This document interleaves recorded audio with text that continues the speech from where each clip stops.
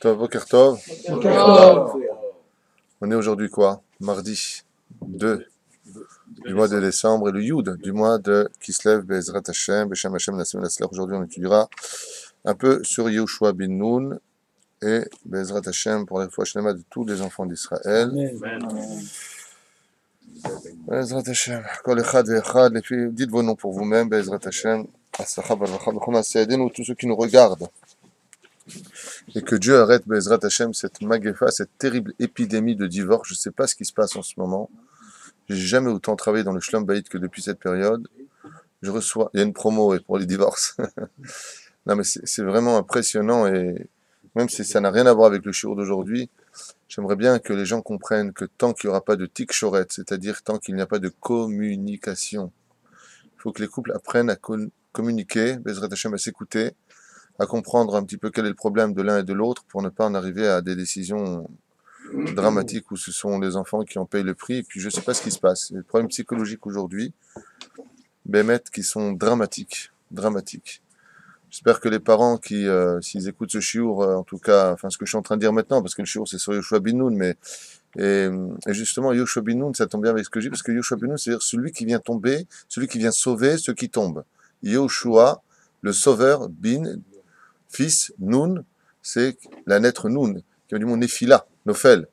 Amin Hashamaim, Bezrat Hashem, que les gens se calment, qu'il fasse plus d'humilité, parce que c'est vraiment l'hécatombe en ce moment. En tout cas, moi, je parle de ce que je vis ici, que ce soit par SMS, que ce soit par mail, que ce soit par rendez-vous, les uns après les autres, toute la journée ici, les uns après les autres, les gens vont mal dans leur couple.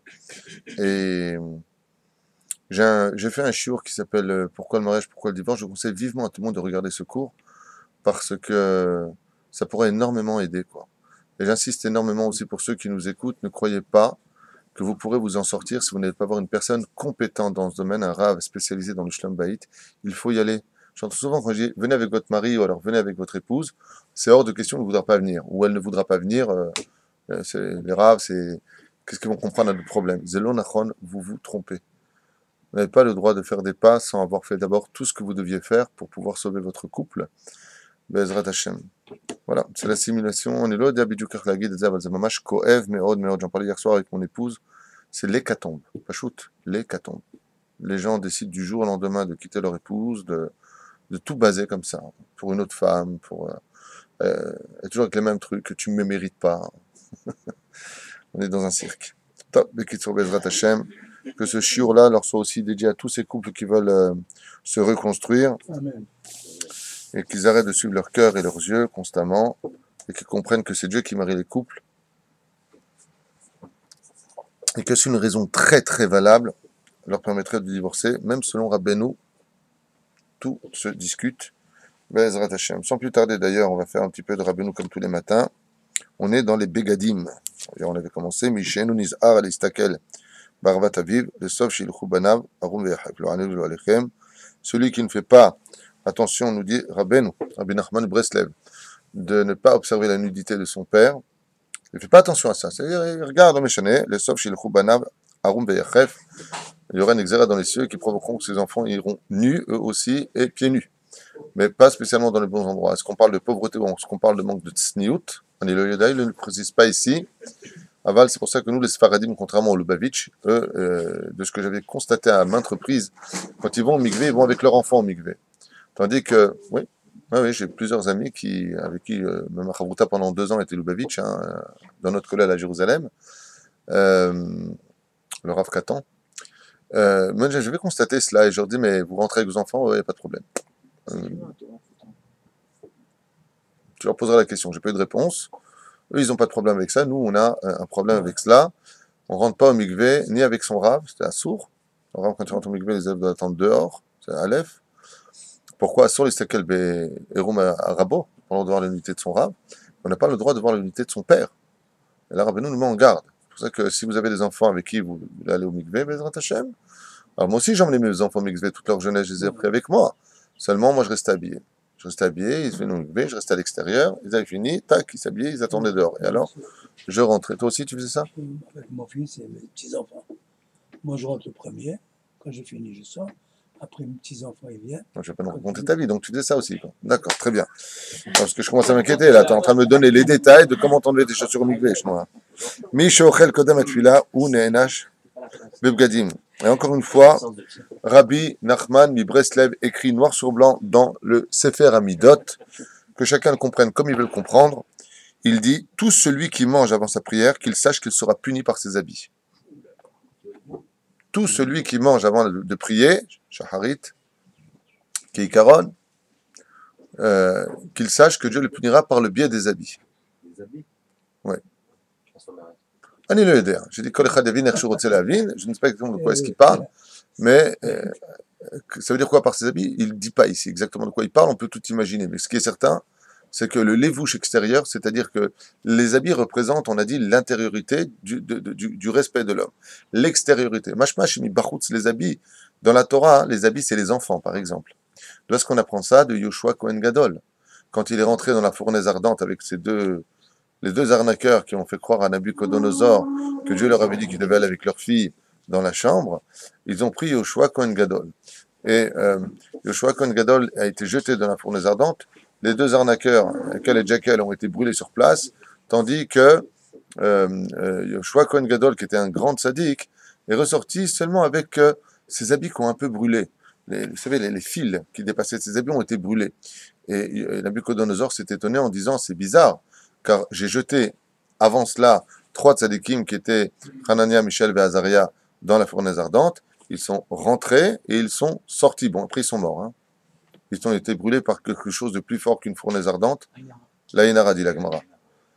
Le feu les a pas tués, la Inara, ils ont dit, oh là là, te rends compte, ils sont vivants? Ils sont morts. Ça, c'est pour les 3 grands d'Israël, les 3 grands prophètes d'Israël. Il dit, mais toi, tes habits, ils sont brûlés, comment c'est possible? Il a dit, c'est à cause de mes enfants. Ils n'ont pas suivi le chemin de leur père. Et là, on apprend de la Gemara que les habits d'un père qui vient de décéder, les habits qui l'emmèneront vers le monde futur, ça dépendra de qui sont ses enfants sur terre. Donc on pourrait comprendre que par rapport aux enfants, Anilo Yoder, est-ce qu'il y a des illusions? Je n'aime pas inventer ce que je ne sais pas. Anilo Yoder. Il ne dit pas ici plus que cela. Il faudrait que je demande à un spécialiste de l'étude Breslev, Ma Kavanoto Ba Daba. Voilà. On fonce directement Bezrat Hashem sur le livre de Yoshua bin Nun, un mahamar assez intéressant qui nous fera quand même comprendre, l'importance extraordinaire et incroyable de l'armée en Israël. Le livre de Yoshua bin Nun vient nous raconter ici, à propos du lendemain de la fête de Pessah, qu'est venu un ange voir Yoshua, vayi biot Yoshua berecho, vaïsa ena vayar veine ish omed lenegdo. Voici que Yoshua bin Nun, alors qu'il siégeait à Jéricho, est venu le voir un ange, veine ish. On sait que la Gemara nous dit, en ish ela malach Gabriel.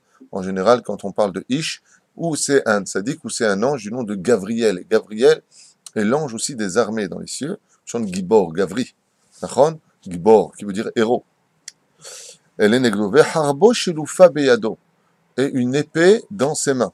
Donc, curieux d'entendre une chose pareille, mais les anges ont des épées. Vayeler Yoshua ela, vayomerlo, alenu ataim letzarenu. Tu es venu pour nous ou tu es venu pour nous faire du mal? Ma she'ela. D'abord et avant tout, pourquoi est-ce que d'après vous, Yoshua bin Nun, se serait-il posé la question ici à savoir si un ange lui a envoyé des cieux, est-ce que oui ou non, cet ange-là serait venu pour son bien ou pour son mal? À cause de l'épée. À cause de l'épée. Donne-moi un exemple. À cause de l'épée, pourquoi? Une histoire de Bilan. Il a fait Meod Amarta. On a vu que chez Bilham, il y a marqué là-bas effectivement. Vous n'avez pas un autre exemple? Ça c'est un point, puisque tu as commencé à frimer Adam. Alors donne-moi la deuxième réponse. Bien avant Bilham, où est-ce qu'on voit des anges avec des épées qui représentent une menace? Bon, Parashat Bereshit. Ok, il avait là-bas les Kérouvim, Ve'erev, Shilufa Beado. Ils avaient des épées dans leurs mains, c'est des torrents, pour garder l'entrée du Gan Eden. Donc on a vu là-bas que les Kérouvim, le Zohar Kadosh nous dit, c'est quoi ces Kérouvim, c'est quoi ces anges que Dieu aurait placés à l'entrée du Gan Eden? C'est le Guéhinam lui-même, c'est-à-dire les épées, c'est pas les épées, qu'on se comprenne pas, c'est pas Zoro, t'es arrivé, hein. Les épées à Kavana, des choses spirituelles que tu ne peux pas franchir.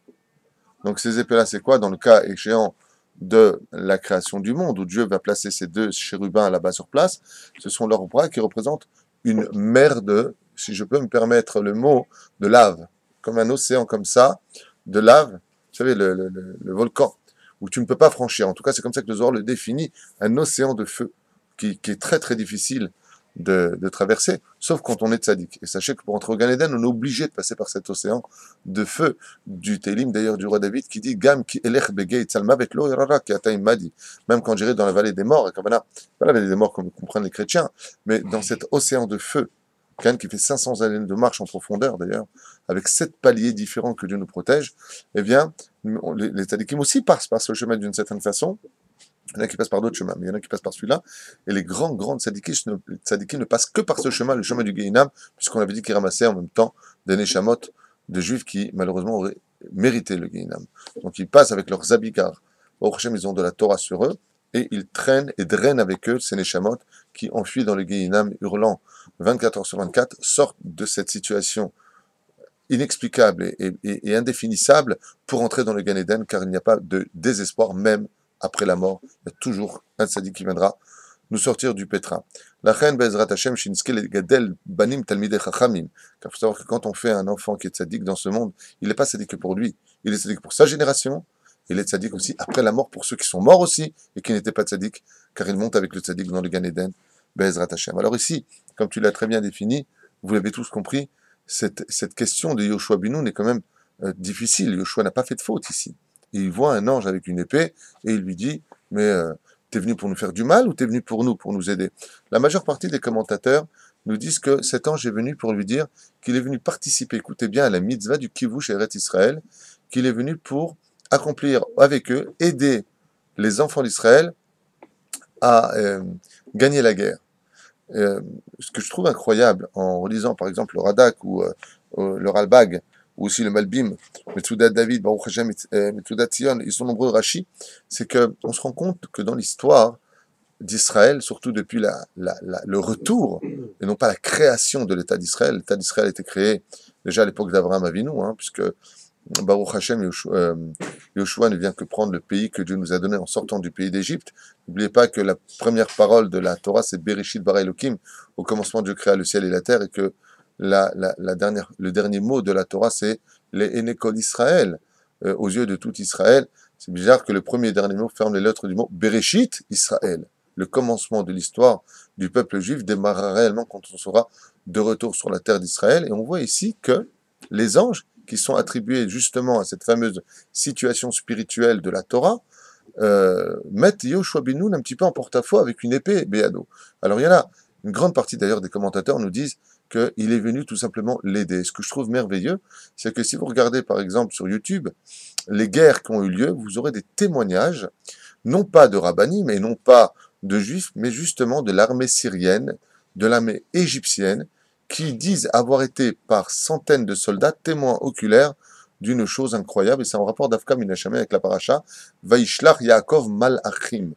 Vous comprenez bien que c'est vrai que le livre de Yoshua Binoun est un livre où on parle de la guerre, on parle de l'armée, on parle du kivush, c'est-à-dire de la conquête d'Eretz Israël, mais d'un coup, ici, dans le livre de Yoshua Binoun, on vient nous apprendre qu'un ange descend avec une épée Béado, et les Rachamim disent non, un ange, tu te trompes. Ils sont venus, il y a marqué là-bas, Revavot. Ils sont des milliers et des milliers d'anges pour combattre avec les Juifs les nations du monde. Et on a des témoignages pendant la guerre des 6 jours, pendant la guerre de Kippour, et bien d'autres guerres, comme encore cette fameuse histoire là pendant Tzukletan, où on en avait déjà parlé, le responsable, vous savez, de celui qui envoie les missiles, un homme tout à fait loin de la Torah, comme il le prétend lui-même, Chiloni, qui ne mange pas kasher, qui se passe la lame sur chacun des interdits de la Torah et qui n'est pas du tout attaché au monde spirituel, mais plutôt un peu plus rationnel, témoigne avoir vu un missile qui plongeait vers le canyon Azriel à Tel Aviv. Ouais, ils ont envoyé combien, vous vous rappelez dans le journal ce qu'il y a marqué? Un missile, il a raté. 2 missiles, il a raté. Il a dit si cette fois je le rate, ça explose dans le canyon. 3e missile, et le missile a été raté. À 300 mètres du canyon à Tel Aviv, Azriel, vous vous rappelez ce qui s'est passé? Vous avez vu, c'est incroyable. Il a vu de ses propres yeux, sur son écran, comme une main, comme un vent, pousser le missile d'une grande violence vers la mer Méditerranée. Il est devenu fou. Et pourquoi il est devenu fou d'après vous? Asma, ça arrive qu'un vent se lève. Quand vous buvez, vous rôtez. Imaginons un an j'ai rôté. Je sais pas moi. Ça arrive un vent. Il dit le seul problème qu'il a, c'est que pour tirer les missiles, ils ont exactement toutes les gratitudes, les altitudes, tout. Il n'y avait aucun vent. Rien ne prévoyait un vent. Absolument rien. Le deuxième miracle, comme il a lui-même expliqué, il a dit d'accord, un vent, mais partout. Un vent, c'est pas sur un missile. Il y avait juste un vent sur le missile. Quand j'étais à Keshet, j'ai vécu pendant 2 semaines là-bas, à l'époque où j'étais au Machon Meir en 87, on est parti, on avait l'habitude, dans ces yeshivot-là, dites Rav Kook, d'aller non seulement étudier la Torah, bon, c'est une Torah qui est différente de celle du monde orthodoxe, hein, et j'ai fait mon choix, mais ce qu'il y avait de merveilleux, c'est que on allait par contre avec le Tanakh sur place étudier. Ça veut dire que quand je me rappelle une fois, on était sur un terrain, puis on s'est assis, puis on a étudié, j'avais ressenti quelque chose d'incroyable. On a étudié la conquête du roi Shaoul. On étudié le roi Shaoul, la Shalom. Tu peux aller voir qui tape à la porte. On avait étudié le roi Shaoul, et puis quand il était mort dans la vallée de Gilboa. Moi, je me souviens que j'avais dit à l'époque au Rav, je lui ai dit, mais pourquoi on s'assoit en plein dans un champ ici J'avais des frissons comme ça. Il me dit, parce que là, tu as assis exactement au lieu le combat, on est dans la vallée de Gilboa.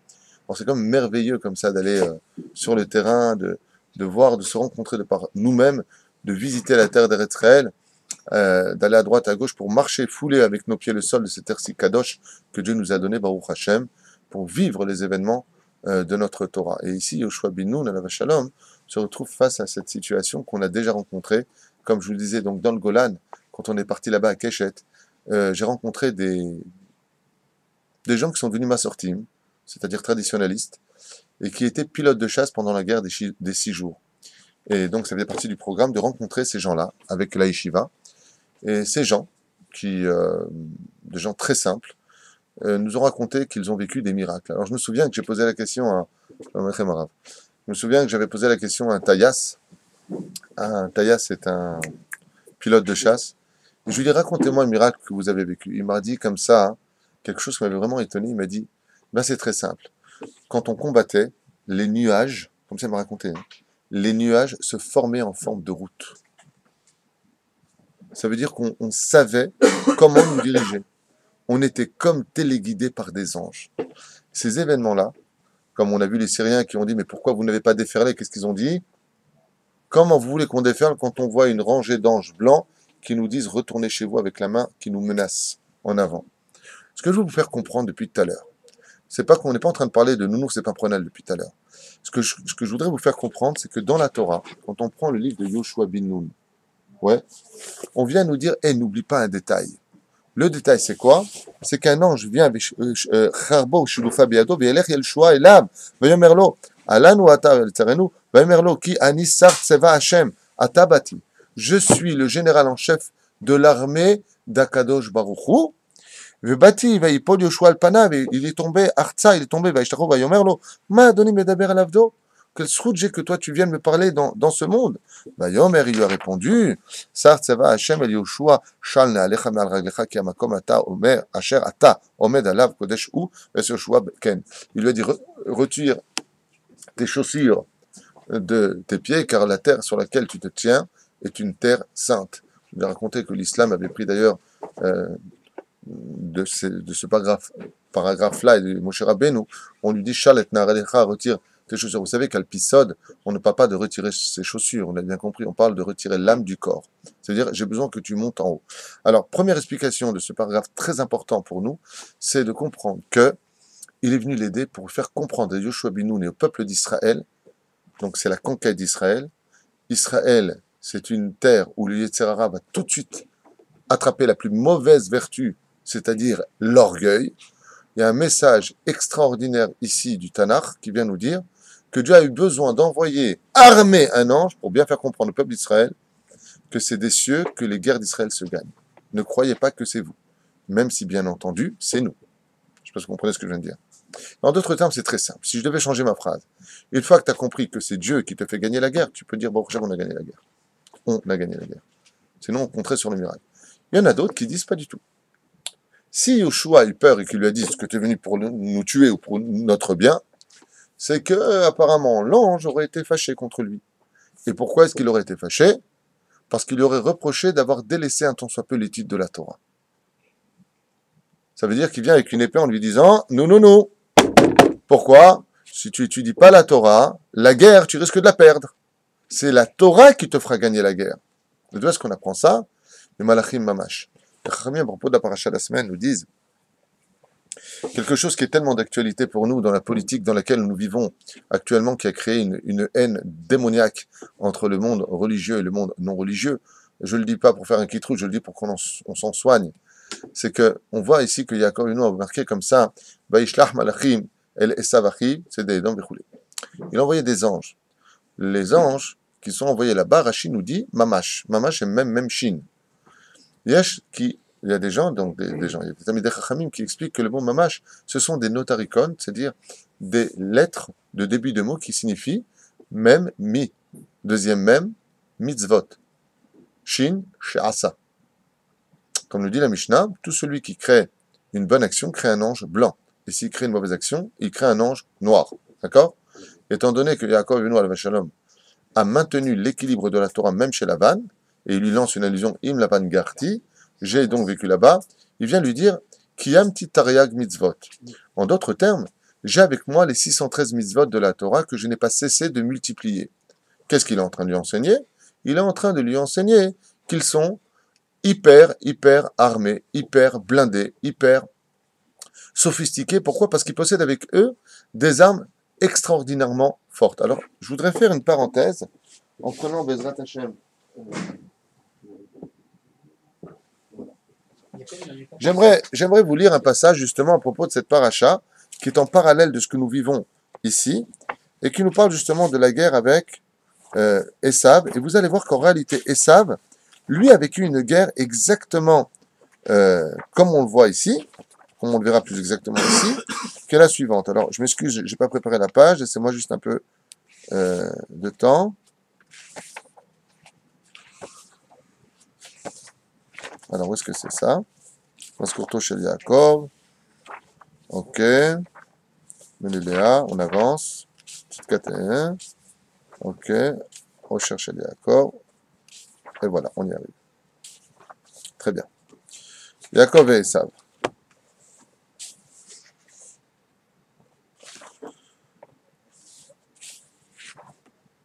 Voilà. Je vous demande d'écouter un petit peu au niveau de ce que nous raconte dans les Midrashim la guerre entre Yaakov et Esav. Comment est-ce qu'elle a eu lieu d'abord?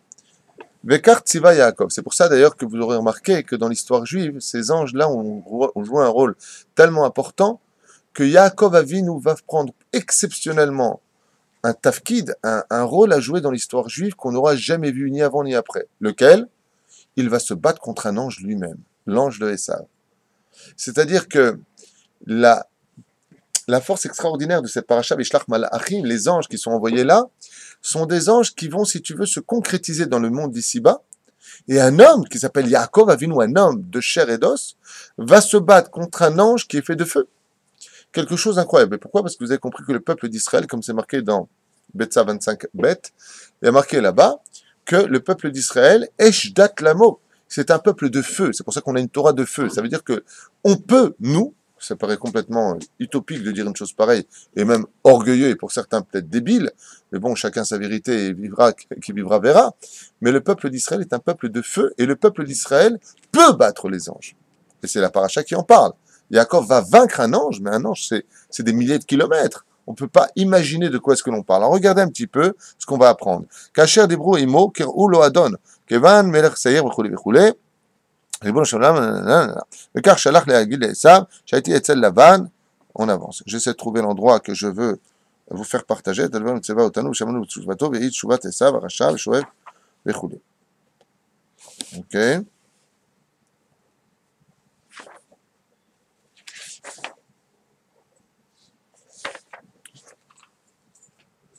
Là, 2 secondes. Donc au début, qu'est-ce qu'il dit à Yaakov Avinu alav shalom? Il dit, si tu veux, je suis prêt à te donner d'abord des cadeaux, on va parler bien, on va faire ce qu'il faut faire, et en shlav final, d'abord la prière, et en shlav final, la guerre. Et il dit comme ça, Où est-ce que c'est marqué? Shama Esav la Hatzat Raberav, Devalecha, Shuvato Tshuva, donc il demande ici, Dieu, tu m'avais promis de me garder sur la route.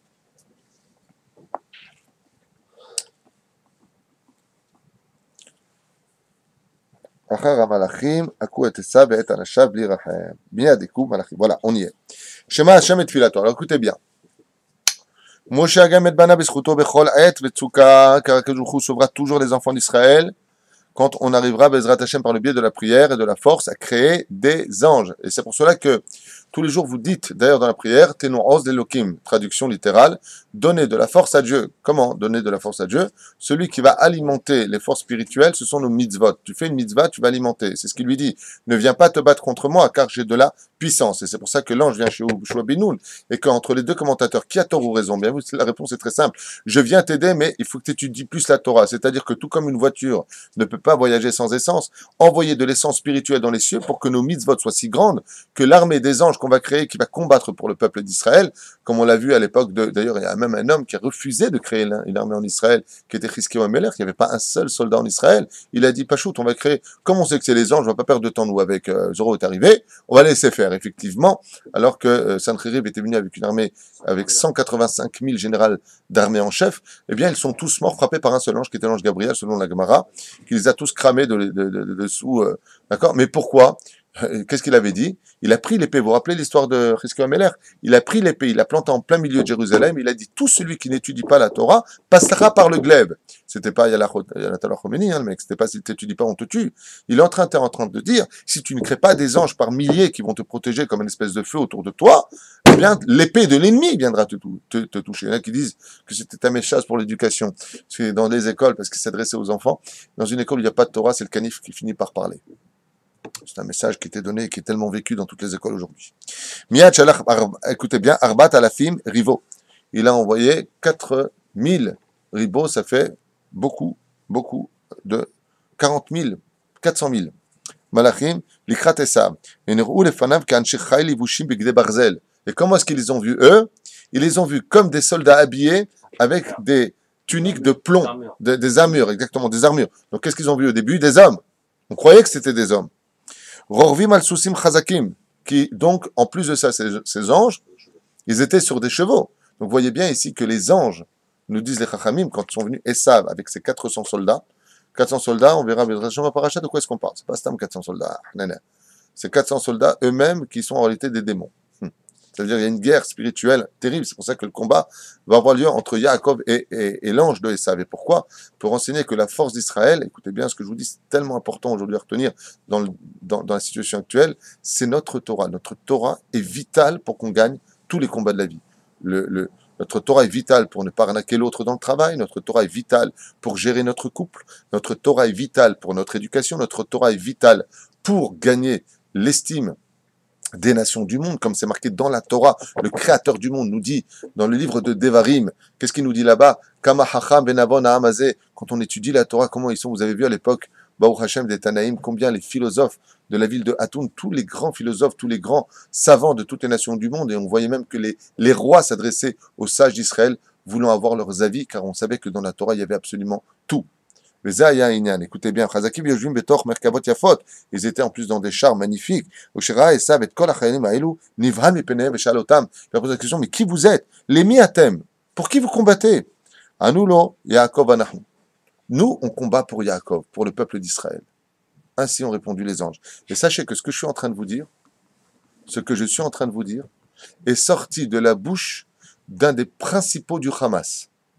Pas cette guerre-là qui a lieu, celle d'avant, qui n'est pas de Barzel, qui a dit noir sur blanc, écoutez bien, hein, qu'est-ce qu'on peut faire si Dieu passe leur temps à les protéger? On creuse des tunnels, on leur envoie des milliers de missiles, on a plus de 2,5 millions d'Arabes israéliens dans le pays, on a des Arabes à la Knesset. Hein, normalement, on ne devrait pas les tuer, ça devrait prendre une journée pour finir Israël.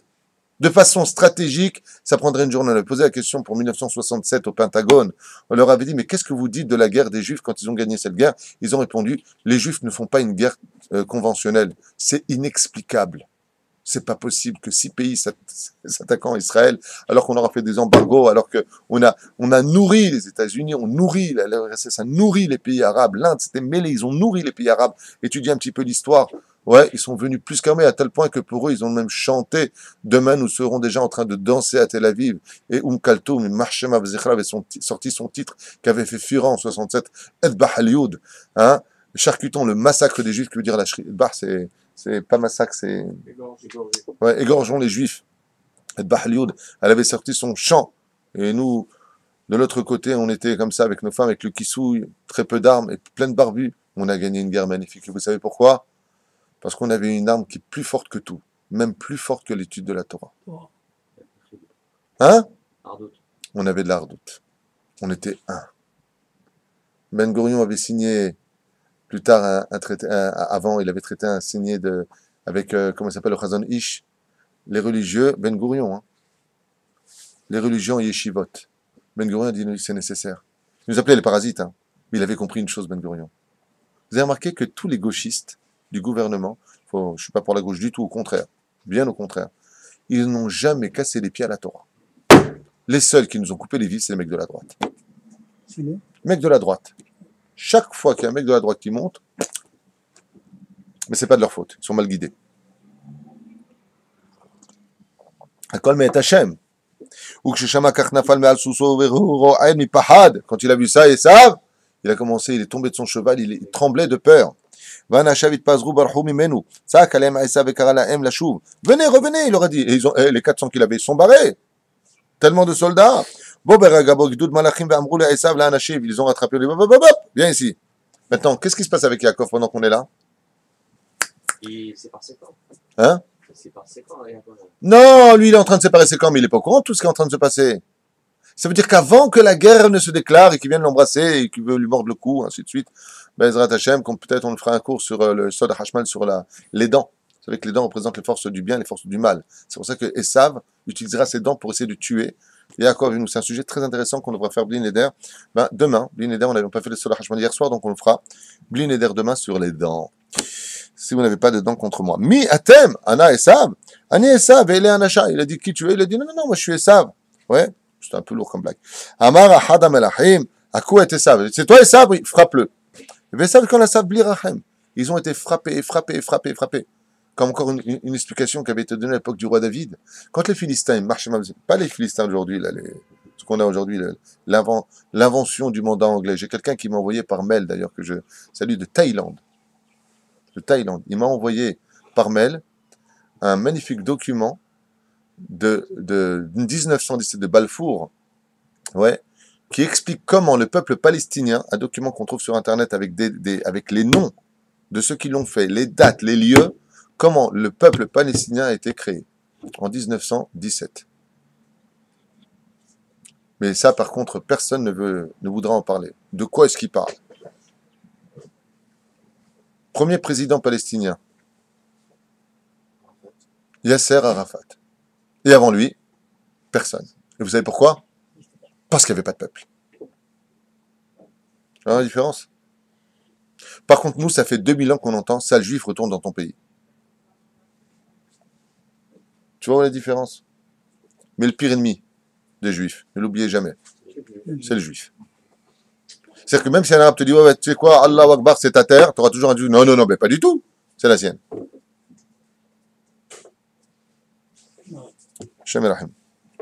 Et pourquoi tout ça? Parce qu'ils n'étudient pas la Torah. S'ils étudiaient la Torah, ils liraient le contrat, ils verraient que la terre nous appartient.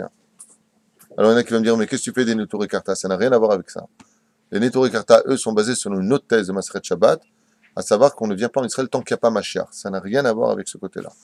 En ce qui me concerne, comme je te l'ai dit entre quatre yeux hier, Stéphane, pour moi, celui qui brûle le drapeau israélien n'a rien à faire dans ce pays. Absolument rien à faire. Si j'étais président du pays d'Israël, c'est des gens que j'accompagnerais à l'aéroport et que je mettrais dans un avion direction, retourne dans le bled pourri, attends ma chère si tu veux. Miyad iko amalachim ba'em ufatz'u otam ve'imshichu bedarkam. Écoutez bien. Miyad bagdout sheni ve'shal oto. Encore un gdout de malach. Le miyata amar Esav, neched Abraham anochi. S'il a dit Esav au début, au premier gdout qui arrivait, la première gdout, comment on dit gdout, au régiment qui arrivait, qu'est-ce qu'il a dit? Je suis Esav. Et ils lui ont mis une traha tunisienne. Trat, trat. Top. Encore un gdoud de Malachim qui arrive. Vous saviez tout ça? Bah écoutez bien la suite. Il lui a dit, t'es qui? Il lui a dit, moi, je suis le petit-fils d'Abraham. Rabbi Jacob, c'était mon grand-père. Abraham Avinu. Gentil. Et Mitfilin et tout, là, le talit, il était comme ça, mort de peur. Hein? Ils les ont fracassés, ils leur ont cassé les jambes, ils ont esquinté. Les anges. Comme il y a marqué quand Lavan est venu pour parler avec Yaakov, qu'est-ce qu'on a eu ensemble dans le Sodach Hashmat, te rappelle? Il lui a dit, ne parle pas avec lui, ni en bien ni en mal. Avant de rencontrer le peuple juif, à qui ils ont eu affaire? À un ange. Comme un décret terrible, il y a marqué dans la biographie du Maral de Prague. Il y avait un décret terrible qui devait être fait. Et ce roi-là, le lendemain où il devait signer l'extermination des Juifs de Prague, il fait un rêve. Et qu'est-ce qu'il voit dans le rêve? Il voit un ange qui vient le voir et qui l'emmène dans le Guinéguinam, des choses terribles. Pas sauf il est sauvé par un tzaddik qui était le Maral de Prague. Et à la fin, le Maral de Prague lui met comme une rose, une fleur, dans le rêve. Et lui, il se réveille comme ça, mais terrifié, blanc, il hurle. Ses soldats, ses gardes du corps rentrent dans la chambre, ils sont terrifiés. Il dit, qu'est-ce qui se passe? Qui est rentré dans la chambre? Et il se rend compte, après quelques instants, en reprenant ses esprits, qu'il avait fait un cauchemar. Seulement, d'un coup, il est devenu encore plus blanc que ce qu'il n'était. C'est qu'il a vu la fleur qu'il lui a offert le Maral de Prague juste à côté de lui. Quand il a vu celle-là exiger que le chef des Juifs, le Maral, vienne vers lui, et il lui dit, c'est toi qui es venu me voir dans les rêves? Il lui a dit, c'est moi. Je t'ai montré ce qui t'attendait si tu faisais du mal à le moindre juif de cette ville. Il lui a dit, non, je sais plus signer. J'ai pas de stylo. Encore un ange, encore un ange, encore un ange. C'est pour ça que d'ailleurs, les tzadikim s'appellent comment dans la Kabbale? Malachim. Tefila les Moshe, Isha Elokim, Malach Hashem. Oui? Ils s'appelaient les Malachim. Alors écoutez bien. Troisième gdoud. Enfin, on va finir avec les gdoudim. Il dit comme ça, Charlotte. Les miata, Ana Yaakov. Ah, moi? Qu'est-ce qu'il a répondu à Esav, pardon. Qu'est-ce qu'il a répondu à Esav d'après vous? Il a dit, je suis le fils à Yitzhak. Alors là, ça me protégeait. Il lui a dit, Anish Shenekad à la Ramoria. Ben Yitzhak, celui qui est monté sur le Mizbeach. Kara, Hadam Alachim Ve'amar, Ako Oto Ve'et Anashav, Ve'lo Rahamu Alav. Frappez-le, n'ayez aucune pitié. C'est marrant qu'elle ne le protège pas. Je vous ai dit que Esav s'est déconnecté de la fratricité. Fratrie. Comment on dit? Bon, vous ne savez pas le dire non plus, donc je n'ai pas que moi qui suis naze. Hein? Fraternité. Fraternité, non, c'est pas ce que je voulais dire. Veno fait avec doud revi'i shel malachim, lemi ata, esav, achi, esreim, shana, l'oraiti va'ayom, bati l'orod, l'hydrosh lomo. Et quand est venu maintenant, écoutez bien, le quatrième doud, ils sont arrivés là-bas, il lui a dit, t'es qui? Maintenant, lui, il est maintenant par terre, brisé en mille. Il lui a dit, moi, je suis le frère de Yaakov, je l'adore, j'ai pas vu pendant 20 ans, je suis venu lui dire bonjour. Amroa malachim. Chayashem ki loule Yaakov asher amarta ki achichaou. Si ce n'est pas parce que tu as dit Yaakov est ton frère, lo isharni mimcha ume'anashav afilu echad. C'était ta dernière chance. Sinon, il n'y aurait pas eu un seul survivant de tout ce que vous êtes. On vous aurait exterminé jusqu'au Guinéguinam, lui ont dit les anges. Ça, c'est avant qu'on rencontre, nous, notre ennemi. Regardez ce qui se passe dans la tête des nations du monde. Comme c'est marqué, Allélu kol hagoyim, shabachu kol amim, ki gavarenu hasdo, on dit dans les Télim et qu'on reprend le jour du Hallel. Qu'est-ce qu'on dit là-bas? Allélu kol amim. Les nations du monde louent Dieu. Pourquoi? Parce qu'ils voient combien Dieu nous protège. Combien Dieu nous protège. Les nations du monde. Si un jour vous voulez prendre un cours sur qui est le peuple juif, allez voir un goy. Qui est le peuple? Ils disent, c'est un peuple inexplicable. On les met dans les fours crématoires, ils sont toujours là. On les met dans l'eau. Je parle de l'époque de Pharaon, quand il nous a mis dans l'eau, on est toujours là. On les fait passer sur le glaive de l'épée Yitzhak, on aurait dû, avant qu'il se marie, le peuple d'Israël. On lui coupe la gorge, il revient à la vie. C'est un peuple éternel. C'est un peuple qu'on ne peut pas exterminer.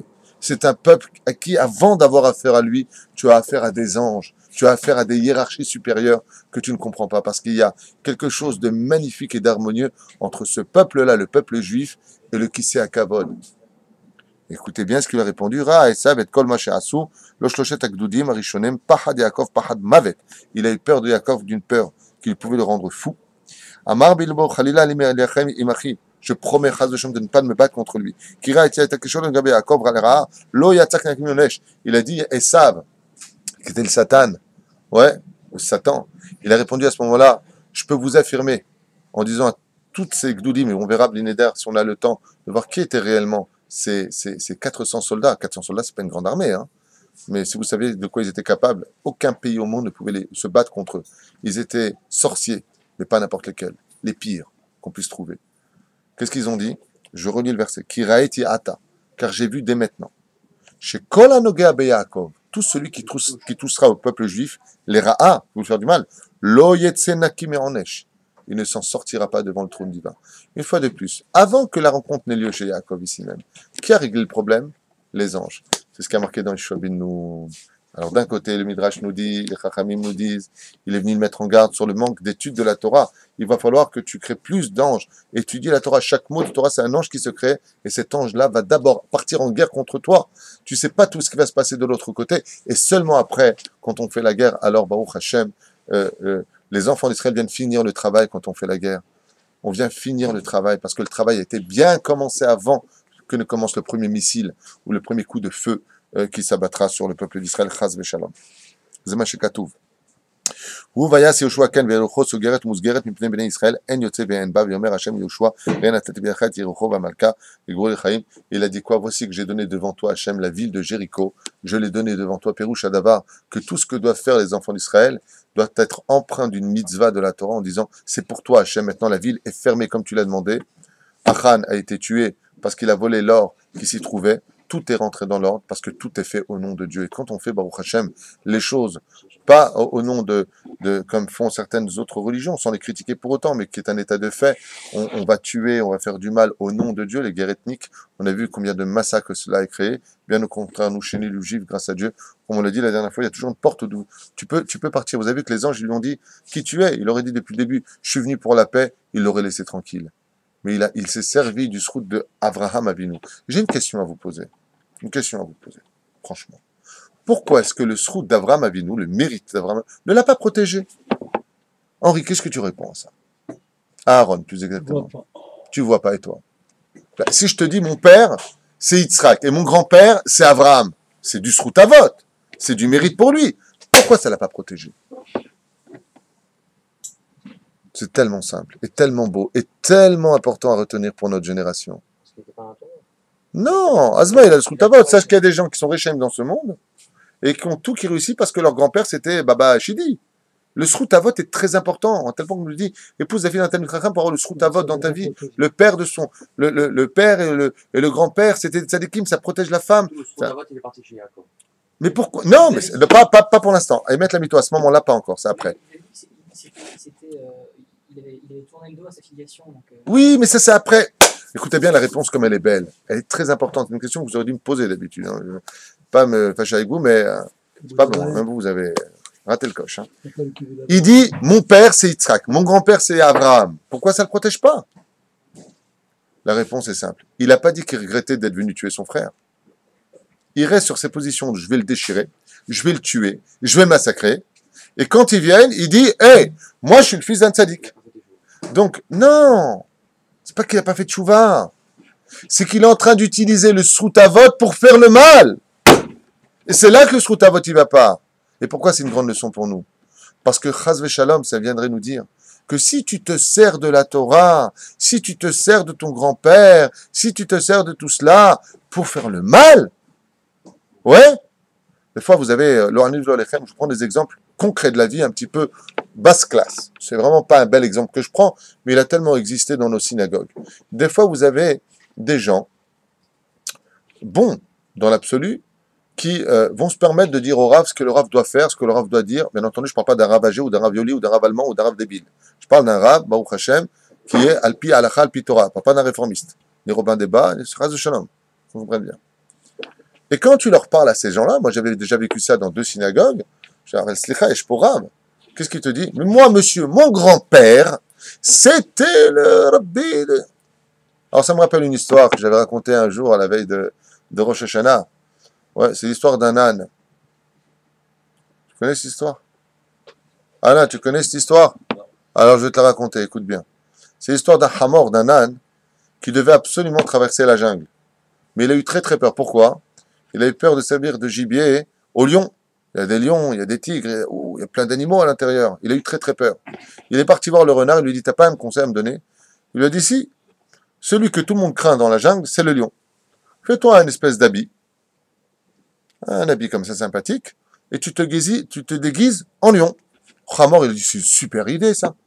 Et il s'est fabriqué comme ça un bel habit, magnifique, bien roux comme il fallait, comme ça, une couleur orange roux, impressionnante. Il s'est dit, c'est comme ça, il a fait soi-disant des griffes sur les pattes, extraordinaire, impressionnant. Et il s'est engagé dans la jungle. Et là, il avançait avec beaucoup d'orgueil comme ça, mais seulement les petits lapins. On a entendu, vous avez compris que c'est une métaphore. Hein. Signé pas Walt Disney. Hein. Il marchait non. Les petits lapins, ils ont regardé, il est bizarre ce lion. T'as vu comment il marche? Puis il est grand. Puis je trouve qu'il est vachement avancé. Les écureuils, pareil, ça. Ils ont dit, il faut prévenir le roi. Il y a un lion très bizarre. Alors ils sont partis voir le roi lion. Et ils lui ont dit, Vodameler. Il dit oui. Il dit, il y a un autre lion dans la forêt, il est bizarre. Il y a un lion dans la forêt? C'est pas possible. J'ai uriné partout. Comment il peut venir ici? Top. Il va là-bas, et il se retrouve en face de lui. Maintenant, le Hamor qui était déguisé en lion, il voit le lion devant lui. Ouais, maître Goldwyn-Mayer. Comme un fou. Il lui dit, t'es qui? Il lui a dit, moi? Je suis qui? Quoi? Maintenant, il panique, il sait plus quoi faire. Tu me poses la question à moi, qui je suis? Tu connais pas mon grand-père? Mon grand-père, en Syrie, c'était le lion le plus redoutable. Le lion s'avance de lui, dit, c'est en mort. Babouche, je t'ai pas demandé qui était ton grand-père. Je t'ai demandé t'es qui? Il dit, quoi? T'as jamais entendu parler de mon père?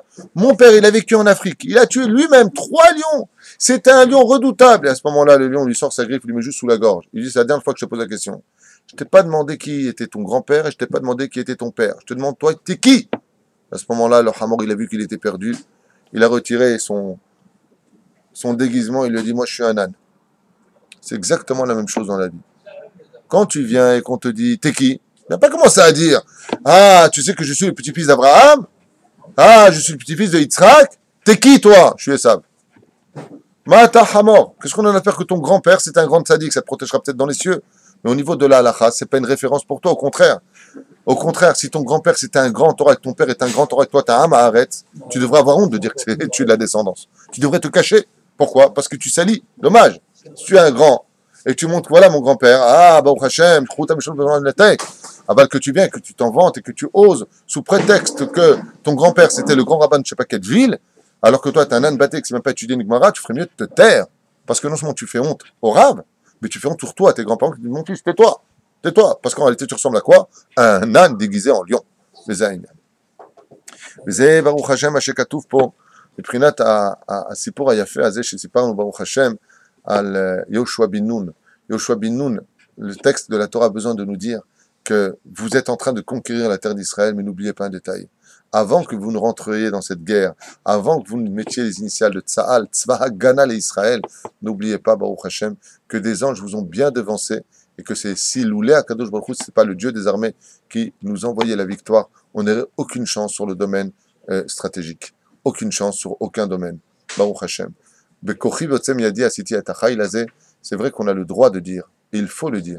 Grâce à Dieu, on a gagné la guerre. Mais juste grâce à Dieu d'abord. Kol Tov. Bravo.